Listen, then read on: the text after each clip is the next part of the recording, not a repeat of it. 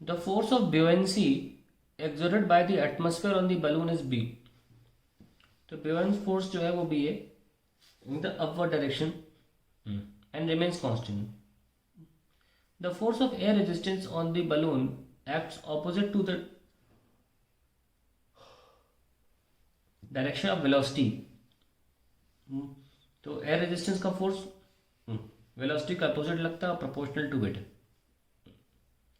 The balloon carries a mass m and is bound to fall down near the earth surface with a constant velocity v. तो balloon के पास कुल मास m है और वो नीचे गिर रहा है एक कांस्टेंट वेलोसिटी से, यानी कि नेट फोर्स 0 है और बलून नीचे डाउनवर्ड मोशन कर रहा है. How much mass should be removed from the balloon so that it may rise with constant velocity v. तो उसी वेलोसिटी से वो ऊपर उठने लगे. अभी नीचे आ रहा है ना, इंस्टेड ऑफ दैट वो ऊपर उठने लगे. ये बनाते हैं, इसके लिए पेज चाहिए पड़ेगा. सबसे पहले देखिए बलून बना रहा हूं मैं.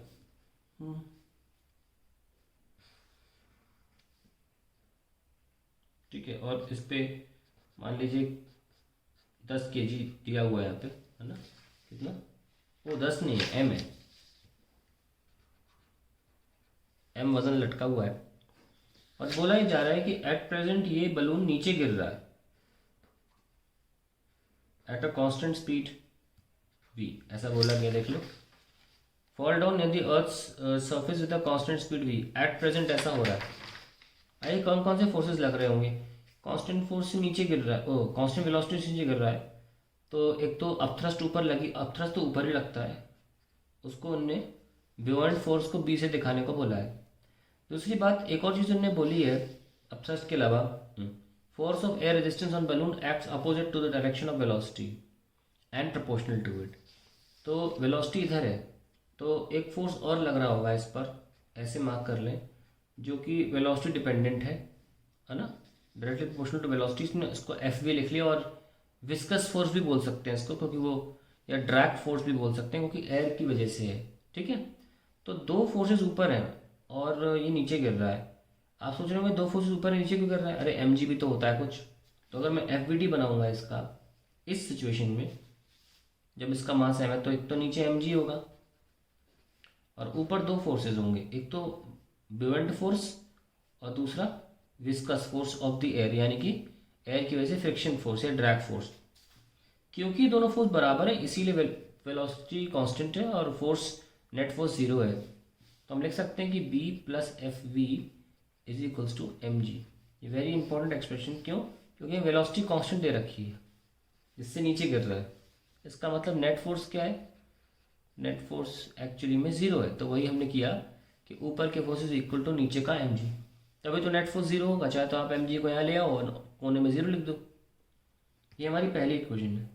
अब वो ये क्या कहना चाह रहे हैं, वो कह रहे हैं how much mass should be remove from the balloon so that it may rise with a constant velocity v. अब कितना रिमूव कर रहे हैं वो छोड़ो, कितना बच रहा है उसके अकॉर्डिंग इक्वेशन लिखो.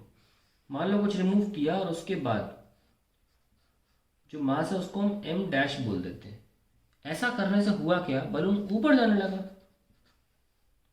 ऊपर जाने लगा तो देखो बियॉन्ड फोर्स तो अभी भी ऊपर ही लगेगा, वो तो कांस्टेंट है. पर जो दूसरा फोर्स था विस्कस फोर्स, वो कैसे लगता था, ऑब्वियसली ऊपर जाएगा तो अब एयर रेजिस्टेंस नीचे होगी ना, तो वो नीचे की तरफ लग रहा है इस बलून पे. एयर फ्रिक्शन है ना, जिसको हम एफ वी से दिखा रहे हैं. जब ऊपर जाएगा तो फ्रिक्शन नीचे लगेगा एयर का, और बियॉन्ड फोर्स तो हमेशा ऊपर ही लगता है, उसका तो सवाल ही नहीं उठता, वो तो एयर का अपथ्रस्ट है ना. तो ऐसे में भी कांस्टेंट वेलोसिटी है, यानी कि नेट फोर्स अब भी 0 है. तो अगर मैं अब भी डी बनाऊंगा तो क्या होगा, एक तो बियॉन्ड फोर्स ऊपर लग रहा है, पर इस बार हमारा एफ वी और एम जी और एम डैश जी, क्योंकि मास कुछ कम किया, ये एम डैश जो है वो हमारा थोड़ा सा लेस देन एम है. कितना, लेकिन हमें निकालना क्या है, एम डैश हमें निकालना है एम माइनस एम डैश, क्योंकि हमने कुछ मास हटाया है, रिमूव किया है ना. रिमूव करने के बाद जो बच रहा है उसको हम डैश का नाम दिए. तो अभी हम देखते हैं क्या करना है, फिर हम सबट्रैक्ट करके सिंपली वो आंसर निकाल लेंगे. अभी ये क्लियर हो गया आपको कि बियॉन्ड फोर्स ऊपर है, और इस बार ऊपर जाने की वजह से जैसे दे रखा है कि हमेशा जो विस्कस फोर्स है या एयर रेजिस्टेंस फोर्स है वो बलून की अपोजिट टू वेलोसिटी एक्ट करता है. वेलोसिटी इस बार ऊपर है तो विस्कस फोर्स नीचे आ गया। तो आइए दोनों को हम इक्वेट कर दें, क्योंकि नेट फोर्स जीरो है क्योंकि वेलोसिटी कांस्टेंट है। So we get B equals to F V plus M dash G. ये आ गया, ये फर्स्ट इक्वेशन और ये सेकंड इक्वेशन। हमें से एम डैश निकालना है। खैर आइए इसको हम ऐसे लिख लेते हैं, B minus F V is equals to M dash G. थोड़ा इक्वेशन सॉल्व करने में आसानी हो जाएगी। Let us call this equation as 2। Now solving first and second, तो क्या मिलता है हमको, B plus F V is equals to capital M G और B minus F V is equals to M dash G. ये cancel, we get 2b is equals to M plus M dash into जी। ठीक है, हमें तो M dash निकालना है ना, तो आगे बढ़ते हैं। 2b by G minus M is equals to M dash.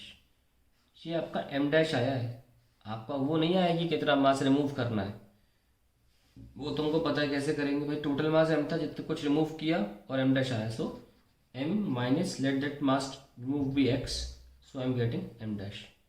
ये आप पुट कर दीजिए तो हमें x मिल जाएगा 2b by G minus M.